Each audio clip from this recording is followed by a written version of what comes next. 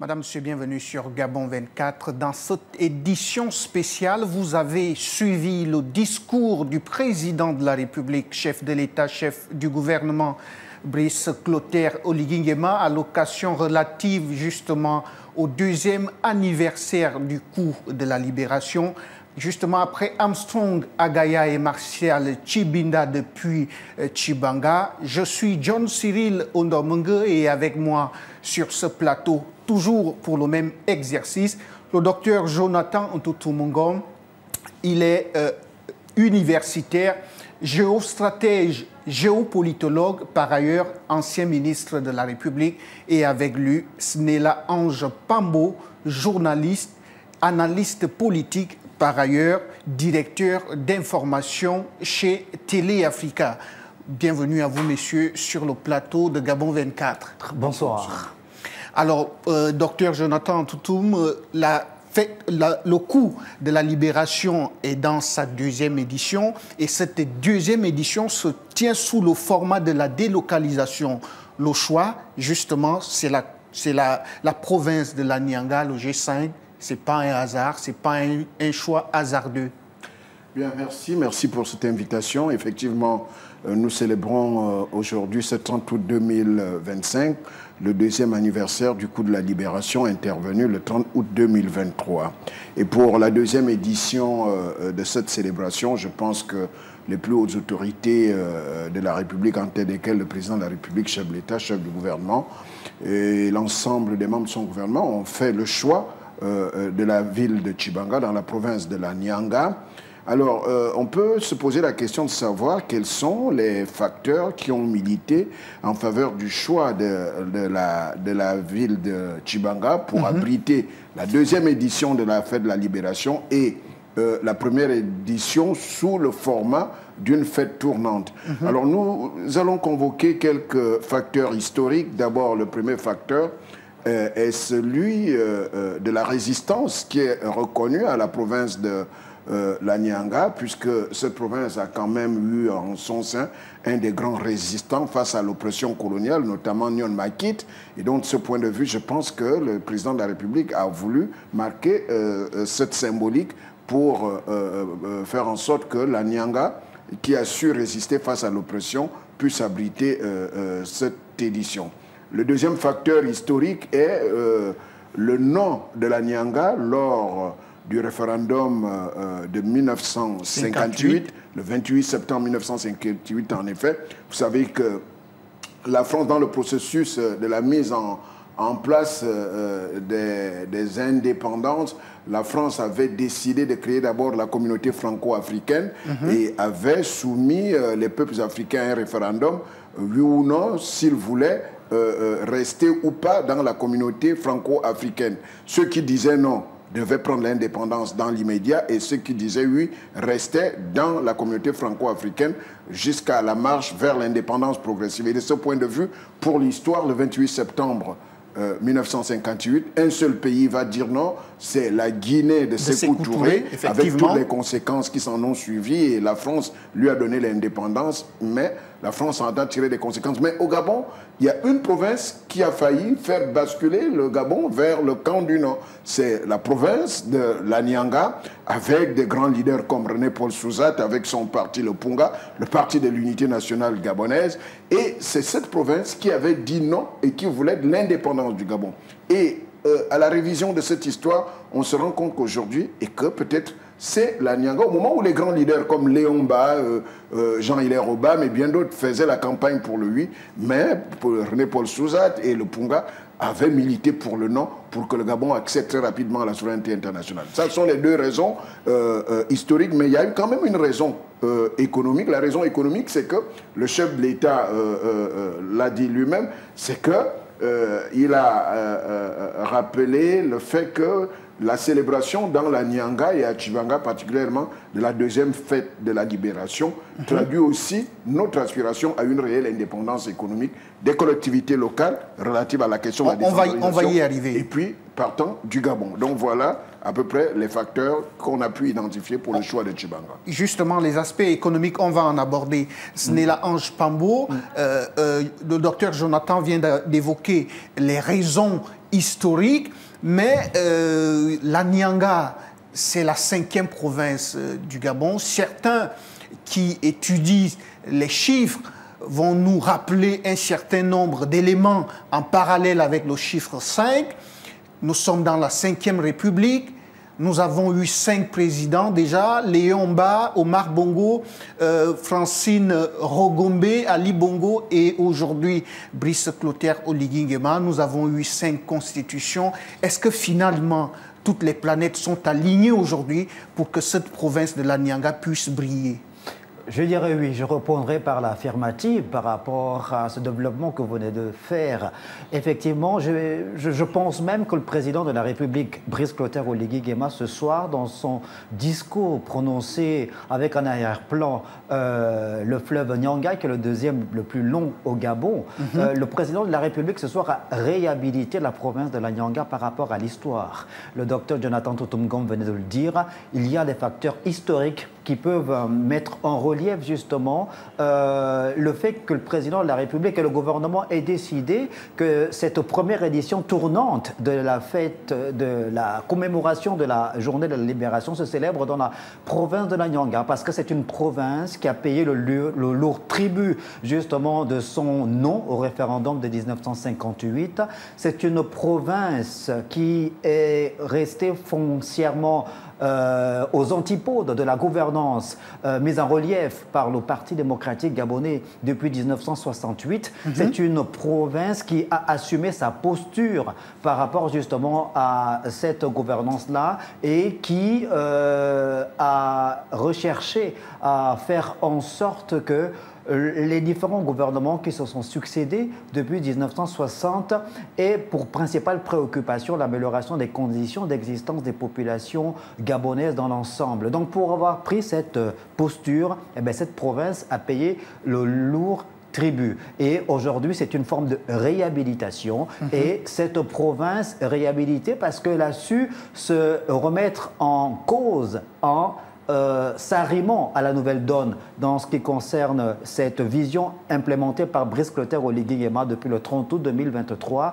à travers la restauration des institutions dans notre pays. Cette province, vous le savez, lors du référendum du 16 novembre 2024 et de l'élection présidentielle du 12 avril 2025, est une province qui a plébiscité et la nouvelle constitution est Brice Clotaire Oligui Nguema avec des pourcentages au-delà de 90%. Donc cette province a compris la nécessité de pouvoir s'arrimer à la nouvelle donne. Alors, docteur Jonathan Toutoumgom, au moment où sur ce plateau, nous sommes en train de rendre hommage à la province de la Nyanga, mais 30 août 2023, 30 août dans quelques heures 2025, cela fera exactement 2 ans. Et c'est à travers ce studio que les forces de défense et de sécurité réunies au sein du comité pour la transition et la restauration des institutions frappaient un coup de maître sans effusion de sang. Au moment où on rend hommage justement à la Nyanga, c'est le moment de rendre hommage aux forces de défense et de sécurité gabonaises pour le 30 août. Oui, absolument. Je pense que c'est le moment de rendre hommage à nos forces de défense et de sécurité qui, ce jour-là, ont marqué l'histoire de la République gabonaise. Et je pense que même les studios, le studio dans lequel nous sommes, auraient mérité les portes ouvertes pour faire montrer à la nation ou au monde entier d'où est parti le coup de libération. Ce n'est pas un hasard si cette édition spéciale voilà, se tient ici. Se tient ici. Donc, c'est pour dire que une chose est quand même particulière, c'est que en écoutant tout à l'heure le discours du président de la République, nous avons eu une impression de quelqu'un très humble, mais qui raconte cette histoire comme s'il l'avait vécu de manière distancée, en prenant de la hauteur. Les 3 premiers paragraphes de son discours que j'ai sous mes yeux montrent un Brice Clotaire Oligui Nguema qui raconte le coup de libération comme si lui, il n'était pas partie prenante. Il faut se rendre compte, il faut aller à la fin du 4e paragraphe pour que finalement qu'il se montre comme étant l'acteur principal parce qu'il dit à la fin du quatrième paragraphe que j'avais décidé avec mes frères d'armes de mettre fin définitivement à l'oppression des Gabonais. Ce n'est qu'à ce niveau qu'il se met en exergue comme un des acteurs principaux, sinon l'acteur principal de ce coup de libération. Donc, de ce point de vue, vous voyez que même lui-même, avec humilité, avec simplicité, mais avec hauteur, il décrit les événements du 30 août comme celui qui les a regardés, mais en fin de compte, c'est lui véritablement le metteur en scène de tout cela. Je crois qu'il y a, sans vous couper, Jonathan Totom-Ngom, je crois qu'il y a une volonté manifeste exprimée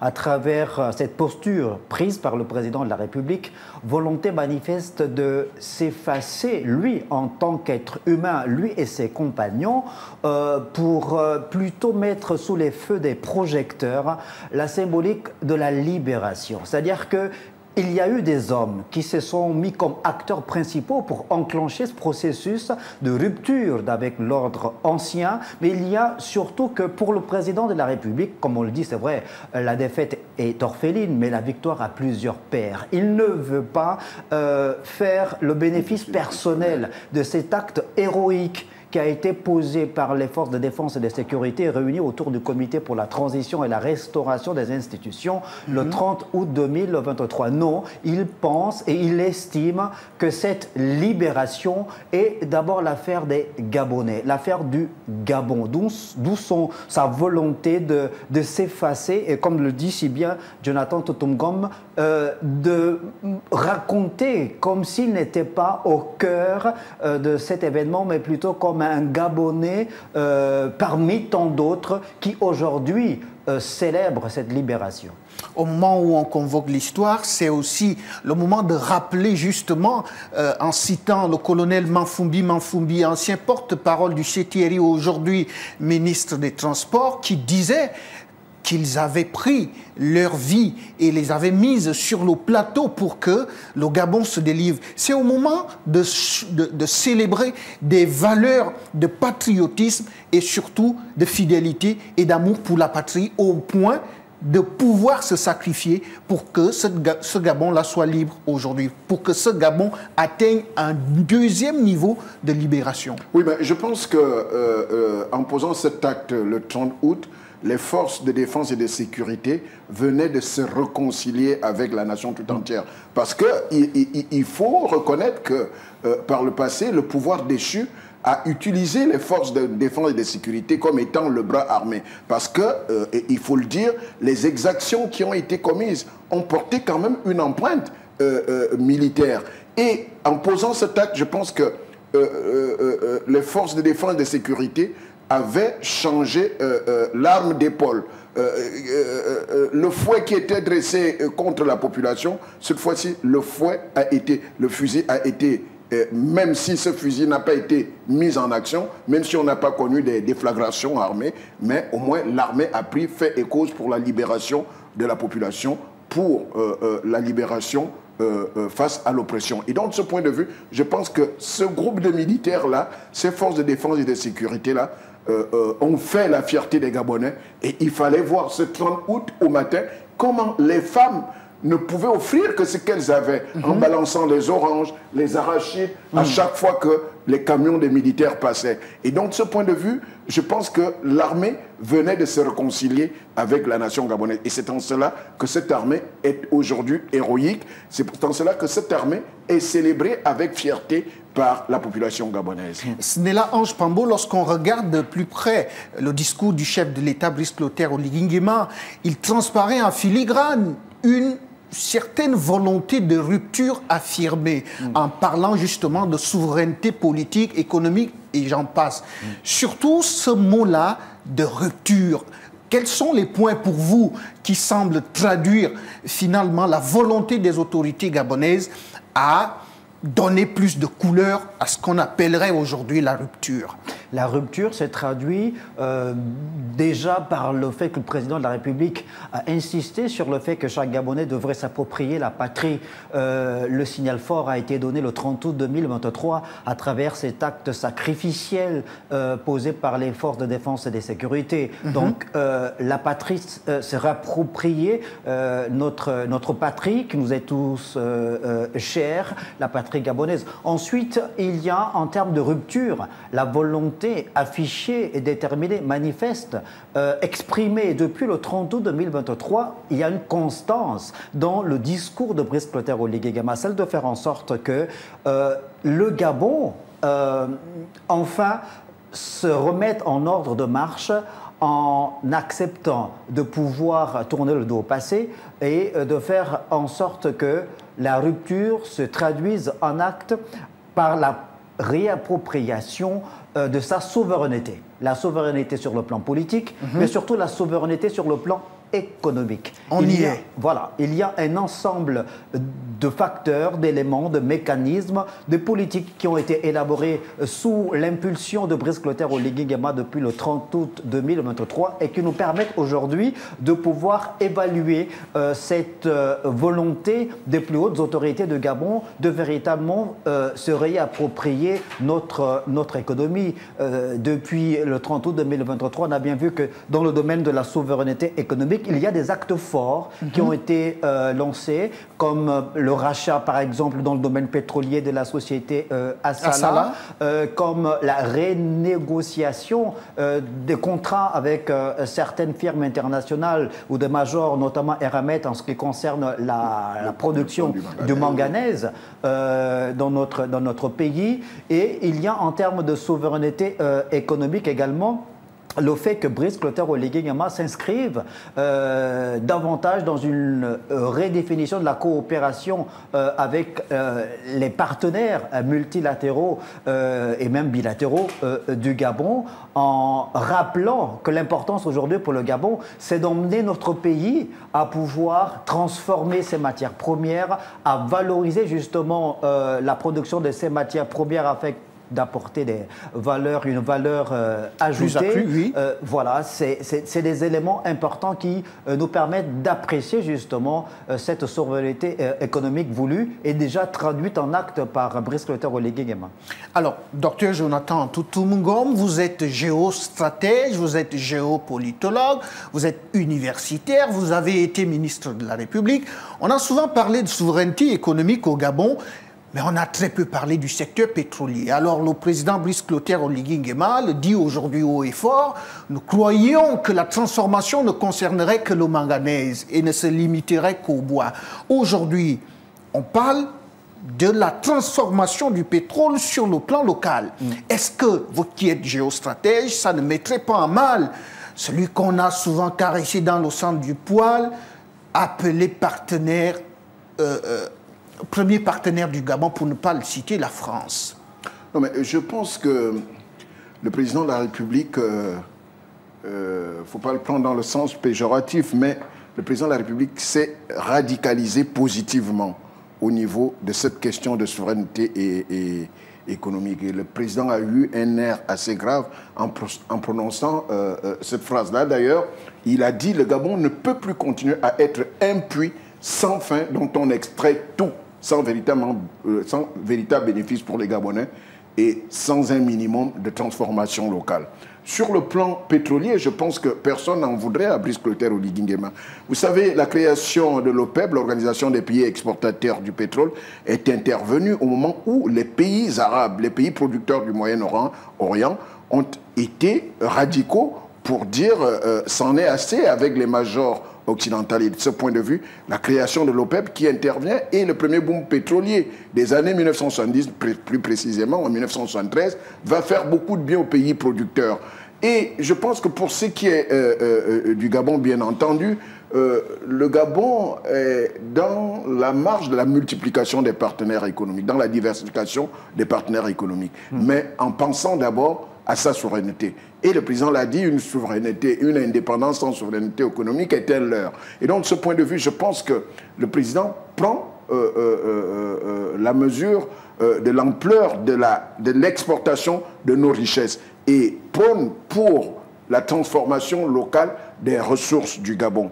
Et personne n'en voudrait au Gabon si notre pays décide de s'approprier la transformation de ces matières premières. Et pour ce qui est du pétrole, je pense que le Gabon a tant supporté la misère des pays amis à cause de son pétrole. Et le Gabon a été le deuxième point d'appui, après l'Algérie, le pays qui a permis à la France d'avoir son indépendance énergétique. Et je pense que la nécessité se fait jour aujourd'hui pour que le Gabon, finalement, pense à la transformation de ces matières premières. Il y va du pétrole, il y va du cacao, et du café, il y va du gaz, parce qu'aujourd'hui, je pense que dans l'air, il y a peut-être le projet d'initier un nouveau code des hydrocarbures, un code des hydrocarbures d'un côté pour le pétrole, de l'autre côté pour le gaz, pour que finalement l'indépendance énergétique, sinon l'autonomie énergétique du Gabon se fasse jour. Parce qu'il est indécent de constater que le Gabon est un des plus grands producteurs, sinon un des producteurs honorables du pétrole en Afrique, et que finalement nous ayons chaque fois des pénuries de carburant, où nous ayons à importer le carburant pour nos véhicules, nous ayons importé du gaz butane pour nos ménages, alors que c'est incompréhensible qu'un pays producteur soit en même temps importateur des produits pétroliers. Et c'est en cela qu'il faut voir la décision salutaire du chef de l'État de faire en sorte que le pétrole aussi soit un des produits qui subissent la transformation d'abord locale. Snella Ange Pambo, vous voulez rebondir? Oui, pour insister, appuyer justement sur le ton du discours du président de la République à l'occasion de la célébration de cette deuxième édition de la journée nationale de libération. Forte tonalité, on a dit, économique, lorsque le président insiste justement sur la nécessité pour le Gabon de pouvoir s'approprier sa souveraineté économique. On sait, le docteur Jonathan Totom-Ngom l'a dit, le Gabon est un pays considéré comme étant rentier depuis les années 1960 parce que ces exportations à l'extérieur représentaient 99% par le pétrole, les mines et le bois.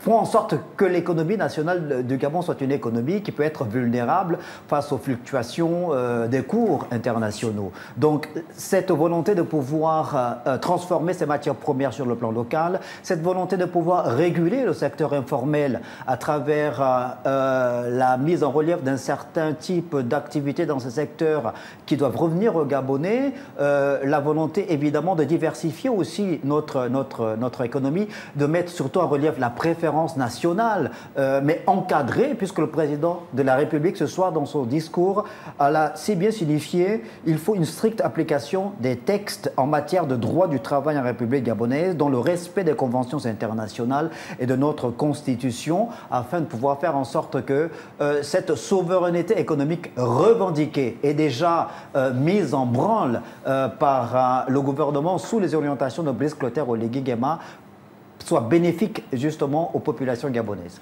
Alors, nous sommes à la fin de cette édition spéciale. Vous parlez des populations gabonaises. Alors, docteur Jonathan Totom-Ngom, Brice Clotaire Oligui Nguema s'adresse d'abord aux Gabonais. Est-ce que vous pensez que les Gabonais vont véritablement s'approprier ce narratif, ce discours aujourd'hui, quand le président de la République les invitant en disant, je cite, l'heure n'est plus aux divisions stériles dont se servent les ennemis de notre souveraineté économique afin de faire échouer notre combat. Il a pris un engagement fort vis-à-vis de l'international. On l'a vu devant le président américain Donald Trump il y a quelque temps. Aujourd'hui, il se lance dans un combat, celui de la souveraineté économique. Est-ce que vous pensez que les Gabonais sont véritablement au rendez-vous pour s'approprier ce discours? Non, mais je pense que les Gabonais n'ont pas un autre choix que de s'approprier la volonté du président de la République. Et vous voyez l'élan de solidarité qui entoure aujourd'hui nos compatriotes par rapport aux mesures qui ont été prises par le gouvernement gabonais lors du Conseil des ministres du 12 août dernier, mesures faisant en sorte qu'un certain nombre de métiers soient désormais pratiqués par nos compatriotes, un certain nombre de petits métiers. Vous aviez vu disons la réaction de certains pays amis je ne veux pas violer ici les circonvolutions diplomatiques en les citant nommément, vous le savez. La réaction avec laquelle ces pays sont intervenus, c'est parti des activistes, des intellectuels étrangers et bien d'autres, même les gouvernements étrangers, qui ont violé là, je pense, les principes de la diplomatie. En adressant même, je peux dire, des ultimatums, comme si le Gabon dépendait de ces pays. Il faut rappeler que le Gabon est un État souverain et que la souveraineté du Gabon doit d'abord concerner les compatriotes. Et c'est en cela que je disais que le président de la République s'était radicalisé positivement, parce qu'il dit à tous ceux qui accepteront ces principes, les portes du Gabon vous seront largement ouvertes. Autrement dit, si vous n'acceptez pas les décisions que le Gabon prend pour sa souveraineté, eh bien, le Gabon, ou on l'aime, ou on le quitte. Donc, de ce point de vue, les Gabonais doivent s'arrimer au discours du chef de l'État pour mettre en effectivité, pour mettre en pratique cette souveraineté économique. Parce que, comme il l'a dit, nous pouvons nous gargariser d'avoir une indépendance politique. Mais si cette indépendance est matérialisée par des vulnérabilités sur le plan économique, eh bien, cela n'a pas de sens. Donc, je pense que nous autres Gabonais, nous devons nous mettre autour du président de la République pour que son narratif trouve effectivement un écho favorable, un écho pratique dans l'avenir qui s'annonce radieux pour le Gabon au regard de tous les chantiers qui sont ouverts ici et là et qui peuvent donc relancer véritablement le processus de développement économique et surtout la création des richesses, donc la croissance en augmentation. Alors, ce n'est là Ange Pambo pour clôturer justement cette édition spéciale. Dans cette marche vers ce Gabon digne d'envie, n'est-ce pas là le moment où l'armée qui a déjà fait preuve de professionnalisme devrait véritablement marcher main dans la main avec les populations, sinon le peuple gabonais, pour que dans cette relation amoureuse entre l'armée et sa nation, véritablement naissent des enfants. Quels enfants? Les Gabonais, le Gabon qui est digne d'envie, le Gabon qui se développera, le Gabon que nous allons laisser aux générations futures. Dans cette volonté de restaurer le Gabon, l'armée gabonaise a donné le là, a donné le ton, a impulsé la dynamique le 30 août 2023. Si l'on parle de célébration de la Journée nationale de libération, c'est parce que l'armée gabonaise, évidemment, a été le principal acteur de ce processus de libération à travers cet acte héroïque, on l'a dit, posé par les forces de défense et de sécurité le 30 août 2023. Une armée au service du peuple, au service de la nation, prête à défendre évidemment l'intégrité territoriale de notre pays. Mais une armée qui, aujourd'hui, devrait, et là le président de la République l'a également dit dans son discours, pouvoir être davantage soutenu par le gouvernement. Le président de la République l'a dit, il faut augmenter les budgets alloués à l'armée gabonaise afin de faire en sorte que cette armée soit mieux équipée, mieux formée et qu'elle réponde mieux aux attentes, non seulement des populations, mais surtout aux enjeux sur le plan sous-régional, sur le plan continental et même dans le monde, puisqu'on est avec un géopolitologue qui maîtrise très bien cette situation et qui sait que dans le domaine de la géopolitique et de la géostratégie, le monde est en perpétuelle mutation, en perpétuelle dynamique. On a donc besoin d'avoir une armée qui puisse être à tout moment prête à pouvoir répondre à tous ces défis majeurs. Merci à vous, Snella Ange Pambo. Je rappelle que vous êtes journaliste, vous êtes analyste politique, par ailleurs directeur de l'information chez Télé Africa. Merci d'être passé sur le plateau de Gabon 24. C'est moi. À vous aussi, docteur Jonathan Toutoumungom. Vous êtes géostratège, géopolitologue, vous êtes universitaire, vous êtes ancien ministre de la République gabonaise. Merci d'être passé sur le plateau de Gabon 24 à l'occasion justement du décryptage du discours du chef de l'État. C'est moi qui vous remercie. À vous aussi, madame, monsieur, merci de nous avoir regardés. Nous étions là justement dans le cadre du décryptage du discours du chef de l'État, Brice Clotaire Oligui Nguema, à l'occasion du 2e anniversaire du coup de la libération. Et comme l'avait chanté Pierre Claver à Kédengue, bonsoir chez vous, libérez et continuez de libérer la liberté.